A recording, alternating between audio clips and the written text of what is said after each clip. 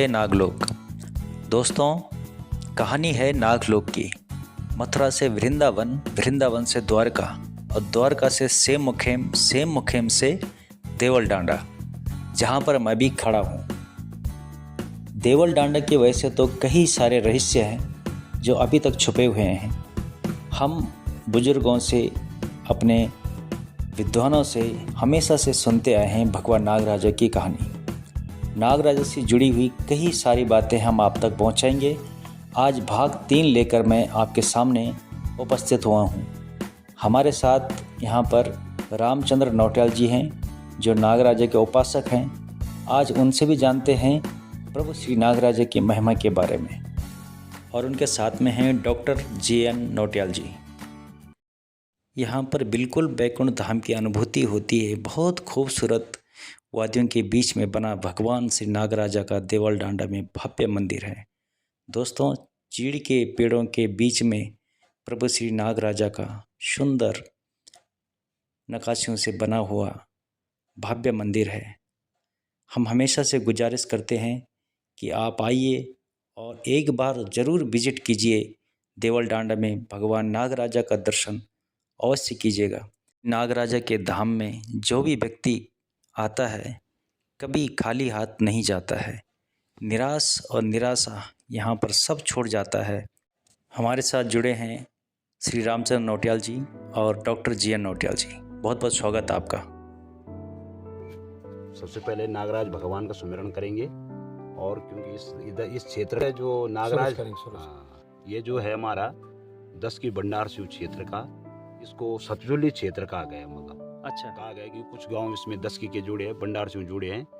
और इसमें जो है नागराज भगवान जो कहा गया है, यहाँ पर जो है इस एरिया में देवल डांडा में बताते हैं कि जो पिंडी की जो उत्पत्ति बताई जाती है इस क्षेत्र में। अच्छा। पूरे इस सतजुली क्षेत्र में कि नागराज भगवान की एक तो पिंडी यहीं पर है, और एक बताते हैं कि 10 की क्यारी गांव में जिसको बताया जाता है। वो नागराज भगवान को जो है यहाँ से रिलेटेड फिर जुड़गा से यहाँ पर जो भगवान जो सबसे पहले अवतार, इसको कहा जाता है लवाणों को देवता। अच्छा, नागराज भगवान जो है सबसे पहले यहाँ पर इसकी उत्पत्ति हुई। और जखारी नामक स्थान है जो वहाँ पर भी बताते हैं कि अभी भी जो है नवती 4 बजे मुहूर्त टाइम पे शाम को, जब कई बार लोगों ने सुना, पुराने लोग बताते हैं कि वहाँ पर भी जो है इसका जो है वो नागराज भगवान का जो है उत्पत्ति, जो नाग लोग जो आप कह रहे हैं, तो नागराज भगवान से उत्तराखंड में जो है हमारे कृष्ण भगवान को नाग रूप में, नागराजा के रूप में यहाँ पर इसको माना जाता है। अच्छा। तो ये वो सेम वाले नागराजा, ये यहाँ पर वही नाग है जो वही नागराजा, नाग लोग यहाँ पर उत्पत्ति बताई गई। वो बात है कि पूरे उत्तराखंड में, ये नहीं मतलब पूरे उत्तराखंड में हमारा जो है सेम नागराजा बोलो चाहे जो है नाग कृष्ण भगवान के रूप में इसको जो है नागराजा को यहाँ पर इसको माना जाता है। एक दूसरी बात है चाचा जी कि 9 बाय नगेला है, जी तो इसको श्रेष्ठ नागों में माना गया है। जी। तो अन्य 9 नागों का क्या वर्णन है?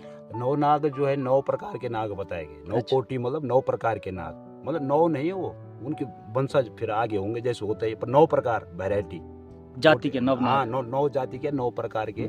तो 9 प्रकार के नाग बताए गए, जिसमें अनंतम वासुकी शेषम पद्मनाभम च कमलम सांकपालम धृतराष्ट्रम तक्षकम कालियम तथा एतानि 9 नामानि नागानाम च महात्मने सायंकाले पठे नित्यम प्रातः काले विशेष। तो 9 प्रकार के नागों का वर्णन बताया गया। अच्छा। तो 9 प्रकार अनंत नाग आपको पता है, जैसे जम्मू कश्मीर में वहाँ शेष नाग हुए, अनंत नाग जिलाई है वहाँ। इस तरह के ये जो नाग है जिसके हम पूछिए कालिया नाग है। अच्छा।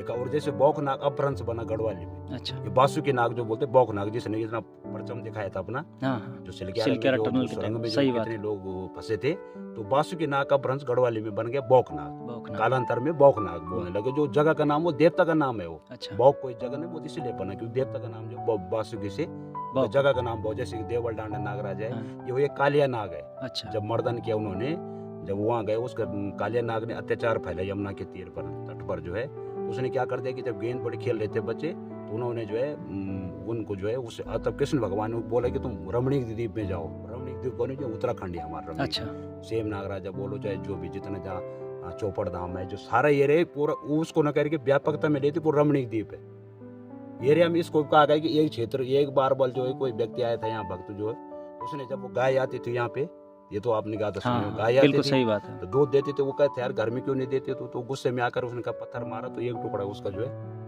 वहाँ चले गया धनों में चला। बता दे कि यहाँ से जो इस तरह अभी वो टुकड़ा अंदर है पिंडी में जो लिंग में। तो इस तरह की इसकी बात है। मैं नागलोक चैनल जो हमारे स्थानीय राणा जी ने बनाया है और बहुत अच्छा जो है वो कवरेज कर रहे हैं, और इसको आप ज़रूर सब्सक्राइब करें, लाइक करें, शेयर करें, और अपने इष्ट देव नागराजा के आप ऑनलाइन दर्शन कर सकते हैं। इसके बारे में जो भी तथ्य हैं, जो रहस्य हैं, गूढ़ रहस्य हैं, उनको आप जान सकते हैं और आपकी भक्ति बढ़ेगी, आपको जो समृद्धता मिलेगी। जय नमो भगवते वासुदेवाय।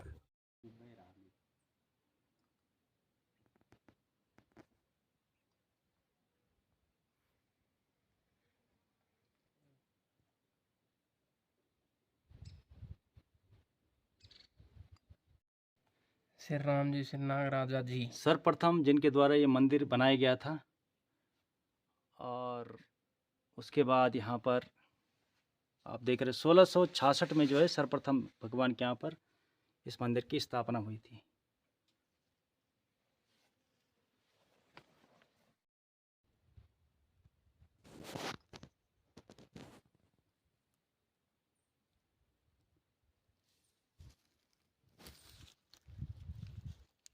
सुंदर वादियों के बीच में ये रमणीक स्थान है देवल डांडा।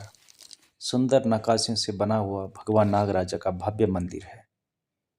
ये मंदिर के अंदर आप देख रहे हैं, ये सिद्धवा, विधवा और गंगू रमोला जी तीनों का यहाँ पर शिला में उनका वास है।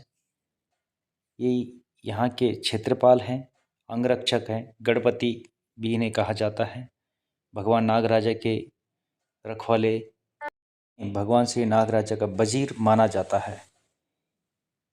भगवान गणपति गंगू रमोला जी के पुत्र सिद्धवा और विधवा दोनों ही महाबलशाली हैं।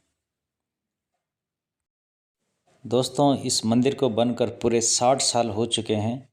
अभी नवनिर्माण कार्य 3 साल पहले हुआ था और अब जाके पूर्ण हुआ। मंदिर के अंदर मूर्तियाँ आप देख रहे हैं शिव पार्वती जी की।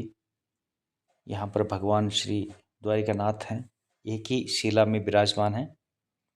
अंदर श्री कृष्ण द्वारिकानाथ जी हैं, साथ में माता राधा जी हैं।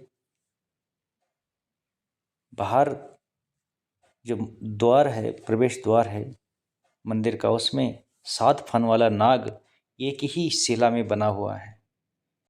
सबसे आश्चर्य की बात तो यह है कि मंदिर में एक भी पत्थर बाहर से नहीं आया, सारे पत्थर यहीं पर ही उपलब्ध हुए। और इन पत्थरों में मिट्टी नहीं बल्कि उड़द की दाल की चिनाई हो रखी है। उड़द की दाल से इनकी लिपाई और पुताई हो रखी है।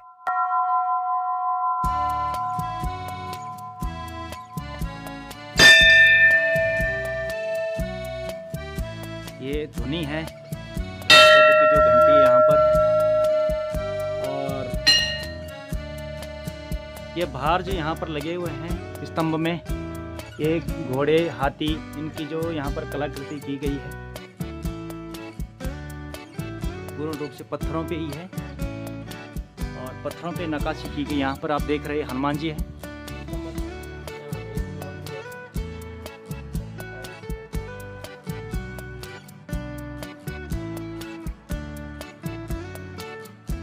कहानी अभी ख़त्म नहीं हुई। जी हाँ दोस्तों, आज हमें यहीं पर इजाज़त दीजिएगा। आगे मिलेंगे अगले एपिसोड में। तब तक के लिए उम्मीद करते हैं कि आपको भगवान नागराज से जुड़ी हुई कहानी ज़रूर पसंद आई होगी। हमें लाइक और सब्सक्राइब करना मत भूलिएगा।